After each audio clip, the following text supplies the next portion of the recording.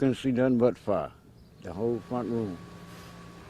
A desperate attempt to save a mother and her 2 young children. We're learning new details this afternoon about the family who died in a house fire overnight on the north side of Youngstown. Thanks for joining us. I'm Lauren Wood. That man you just heard from, the father and grandfather of the victims, he was inside the home when the deadly fire started. First News anchor Dave Sess has spent the morning talking with him and the neighbors at that scene. Dave joins us live now with more. Yeah, and the stories that the people are sharing from around here, everybody's saying this is sad, a mother and 2 children dying. Yes, they've never heard anything like this before. All the neighbors telling me about the mother of those children, how she was helping a 92-year-old neighbor who lives right across the street from him use his cell phone, plugging in the cell phone contacts for him because he wanted to learn how to do it. And how at the age of 24, she was 1 credit short of getting her GED, but had just finished it and was showing that same neighbor that piece of paper saying that she had graduated or had an equivalency degree from high school. Now here along Bryson Street, I'm going to step out of the way and show you the house on the first floor. In fact, in the total house here, there were 6 people that were here last night when this fire broke out. 3 on the first floor, they all managed to get out. 2 on the side door, 1 on the other floor. Where the mother and the 2 children were upstairs in that second floor, where you can see everything completely burned out as this house was just engulfed in flames. And people telling me when they came out from here, they just could not believe how large that fire was. A lot to talk about here more. Let's talk more about that mother and 2 children. We got a picture of them for you.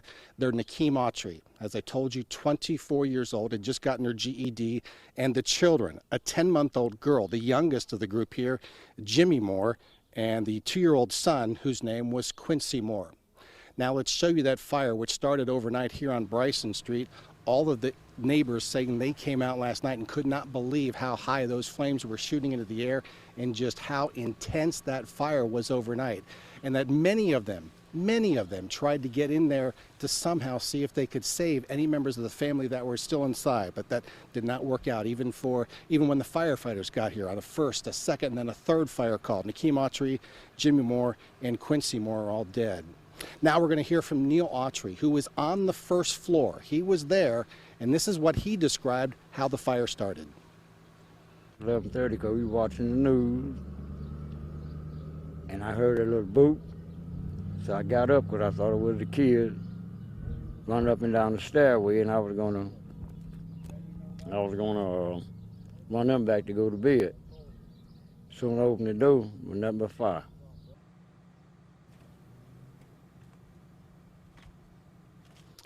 Now, Neil Autry did tell me that they had an electric heater in that front living room, that area right there on the bottom first floor of the house. He's not sure if that's what made that noise. Maybe that's where the fire started, but that's where the investigation is going to look at that and other places in the house. Neil also told me he did not see any cars drive by or hear any cars drive by at that crucial moment when he heard that boop, as he described it. Said nothing was going on outside of his house, so he's really perplexed as to how this fire may have started. But the investigation will determine where all of that goes from there. But again, a mother and 2 children dead here on Bryson Street, Youngstown's north side, after an overnight fire.